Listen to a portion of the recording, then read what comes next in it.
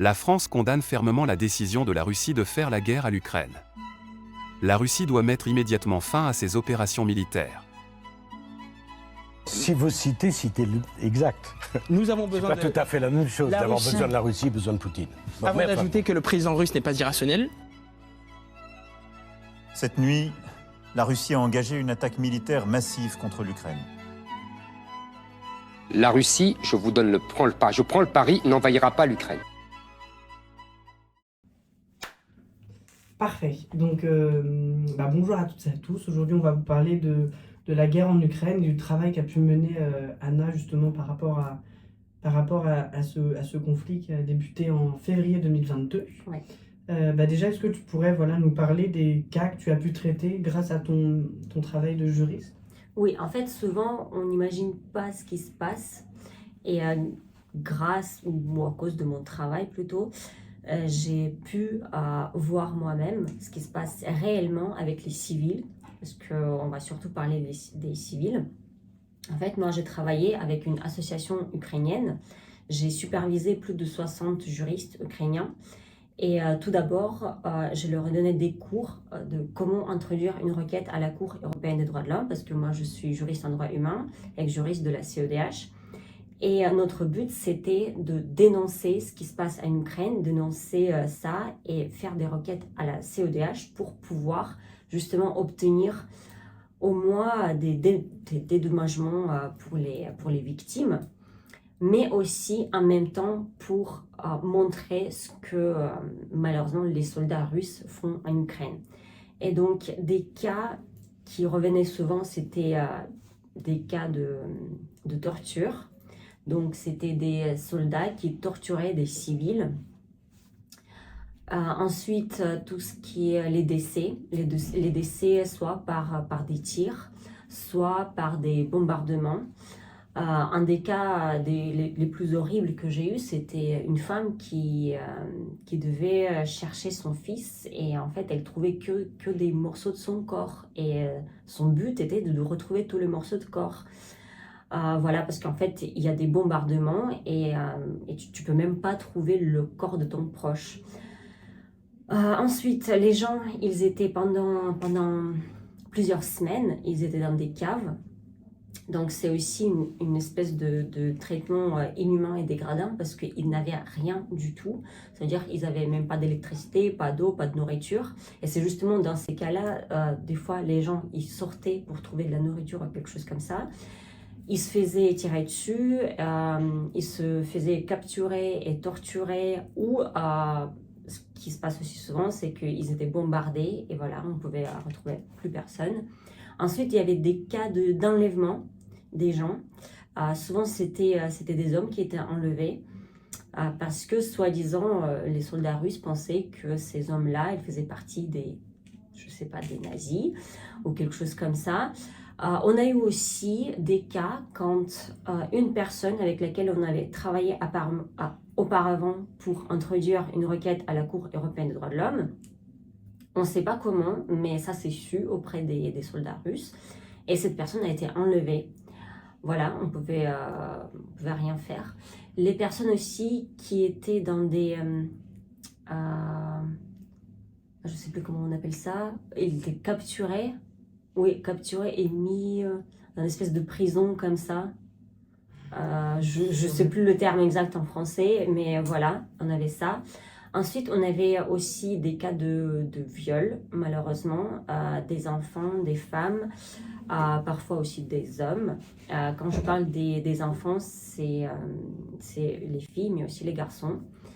On avait aussi des cas, très souvent, en fait, les gens, ils devaient partir, donc ça veut dire qu'il s'agit de la violation de leur droit au respect de leur domicile, ça veut dire que tu dois tout quitter.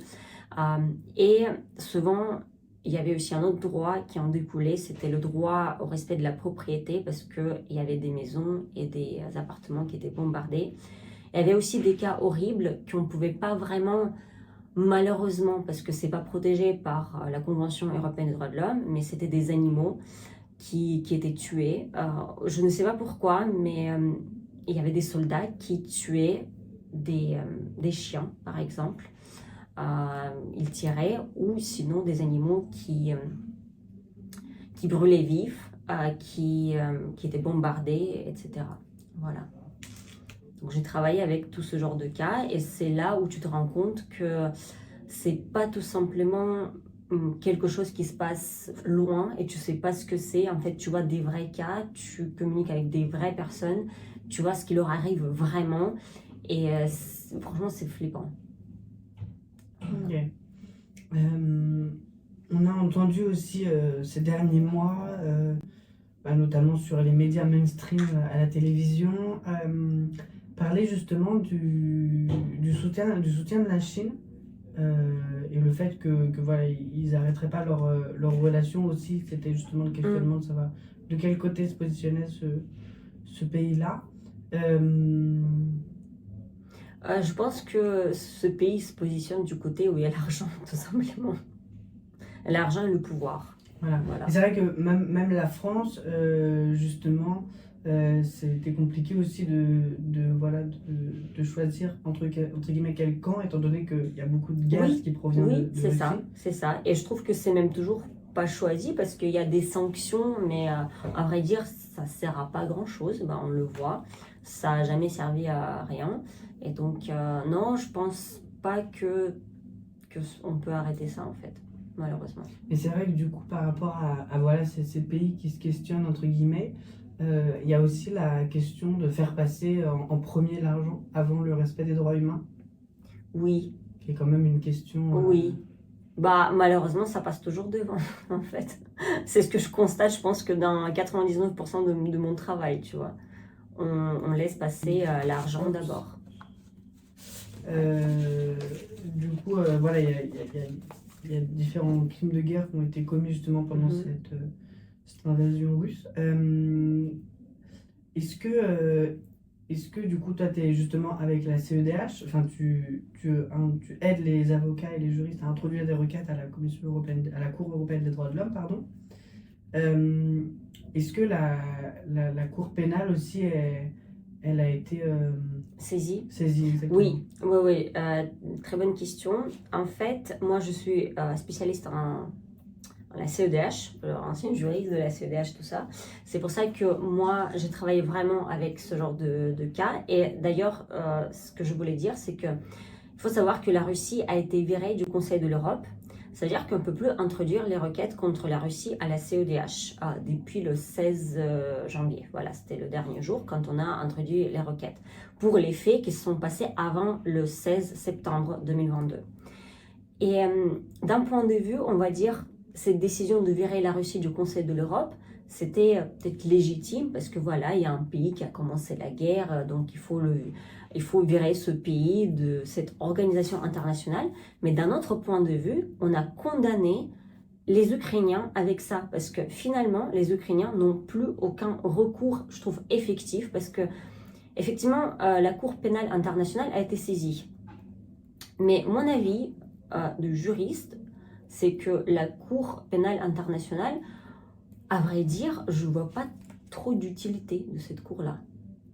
Parce qu'à la CEDH, je sais comment ça marche, je sais combien d'argent on peut obtenir dans des cas de telle et telle violence, mais si on regarde la jurisprudence de la CPI, malheureusement, c'est pas aussi efficace, on va dire. Donc oui, il y avait aussi les mêmes cas pour lesquels on a saisi la CEDH, mais aussi la CPI. Et on va voir ce qui va se passer. Mais je veux dire, je vois clairement que la CPI, malheureusement, même si on avait un mandat d'arrêt contre Poutine et aussi une autre dame, parce qu'il y avait justement ce génocide, on va dire, parce qu'il y avait des enfants qui étaient enlevés en Ukraine, ils étaient transférés en Russie de force, etc. Ok, on a un mandat d'arrestation, un mandat d'arrêt. Est-ce que ça marche? Non, je crois pas. Ok, Voilà. donc là, toi, tu estimes qu'à l'heure actuelle, la CPI, elle n'a pas beaucoup d'impact, exactement. Ouais. Moins, en tout cas beaucoup moins Oui. que la CEDH. Ouais. Par rapport à la CEDH, il faut voir aussi, parce que vu qu'on a viré la Russie ne peut plus, on va dire, donner son avis là par rapport aux affaires qui sont à la CEDH, parce qu'il faut savoir, quand on introduit une requête à la CEDH, donne les infos par rapport à cette requête au gouvernement pour qu'il puisse nous donner des réponses. Voilà, donc ça se passe comme ça.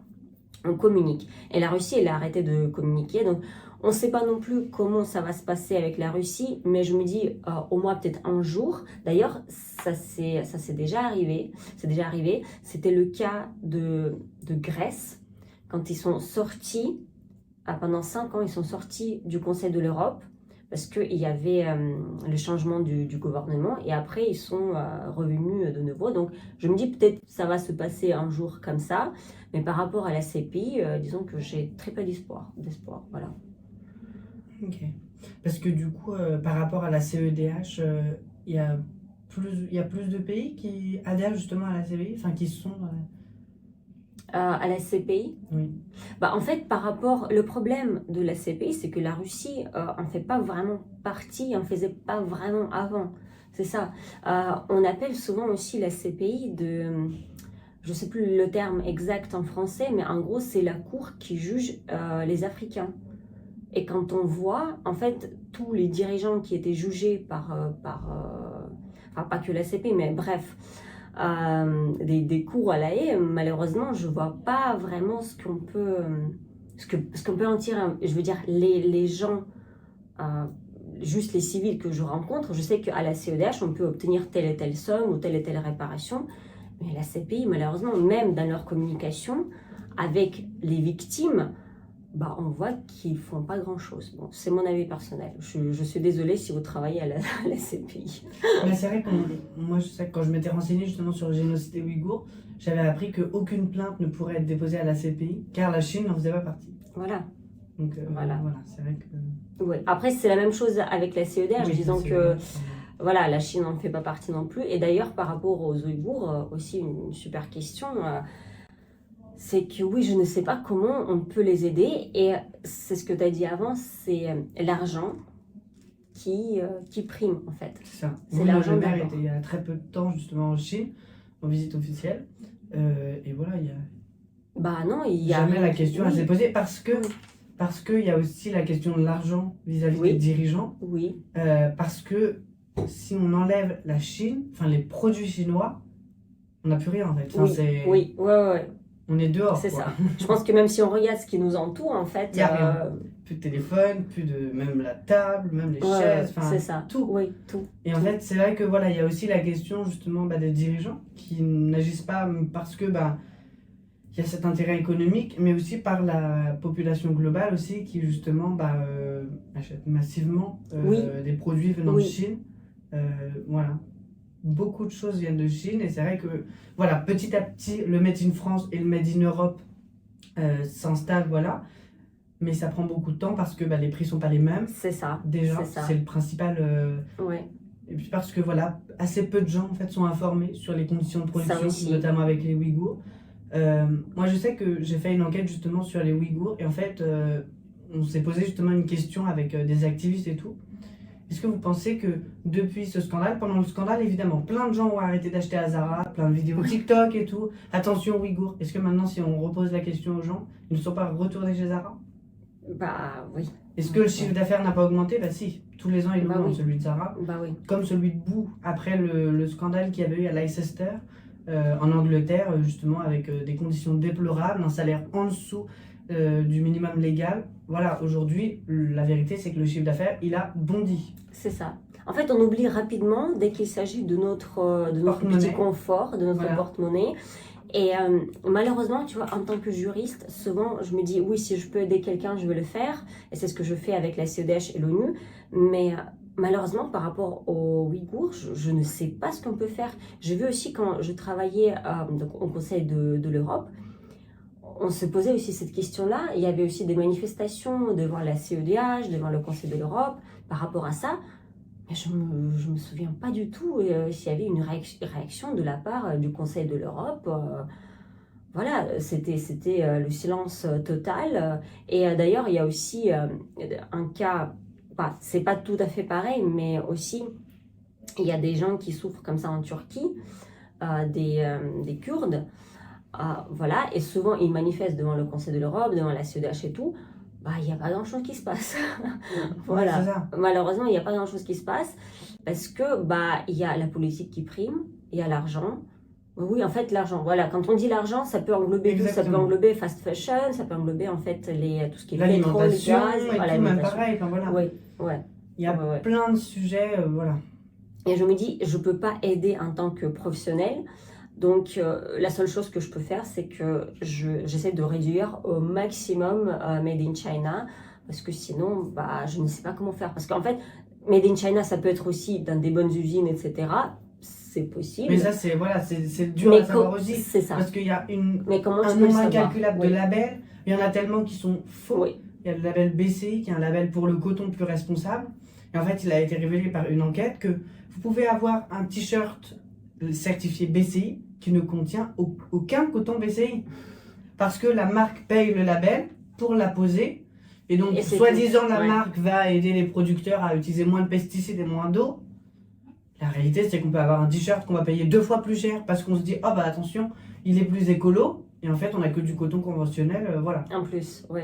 Et je pense que le problème, c'est aussi, on ne peut pas non plus accuser les gens de vouloir acheter moins cher parce qu'ils n'ont pas les moyens. Bien Parce que sûr. je veux dire, ok, moi j'essaie de faire attention et tout, maintenant j'achète de moins en moins d'habits, etc.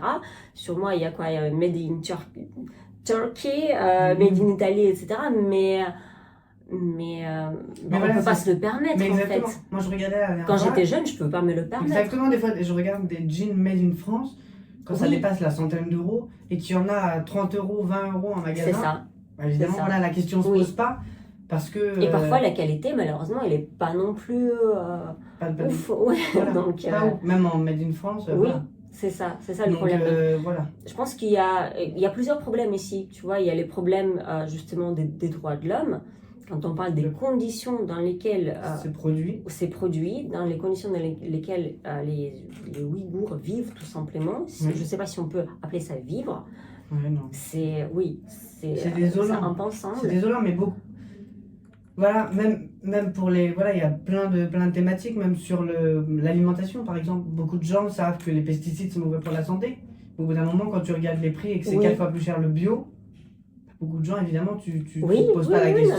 non, mais Non, mais c'est ça. je les comprends. Et du coup, c'est aussi voilà, pareil pour le train par exemple. Moi, je sais que je suis allée à Cannes il n'y a pas longtemps pour un événement et voilà, le train était presque plus cher que l'avion.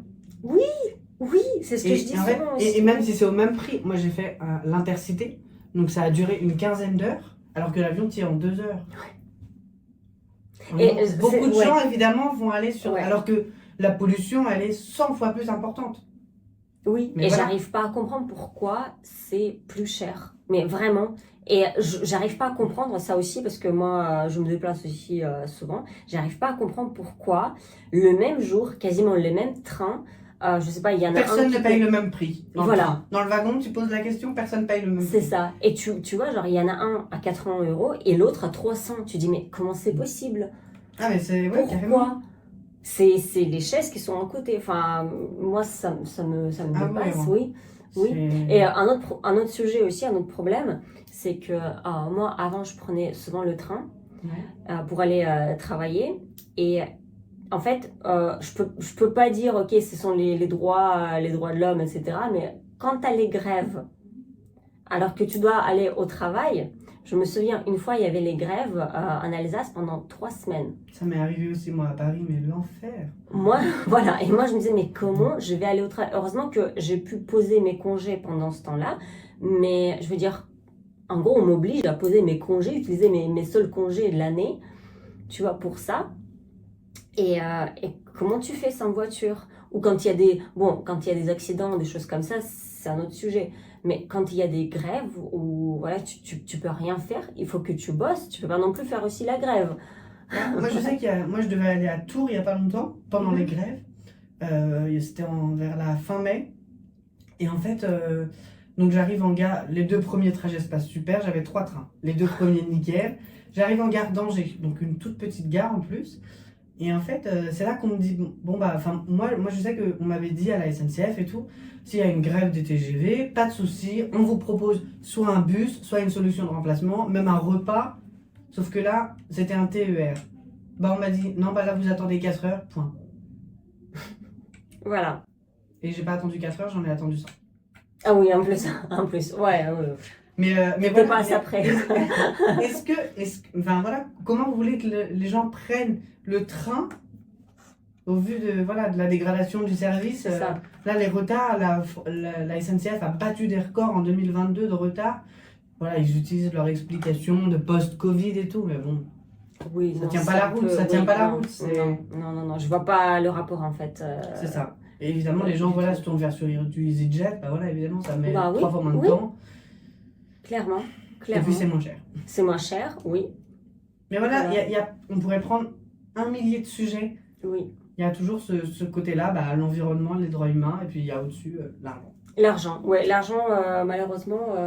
Malheureusement, voilà, c'est. L'argent ou les droits humains, bah voilà, l'argent va toujours Exactement. être là. Voilà.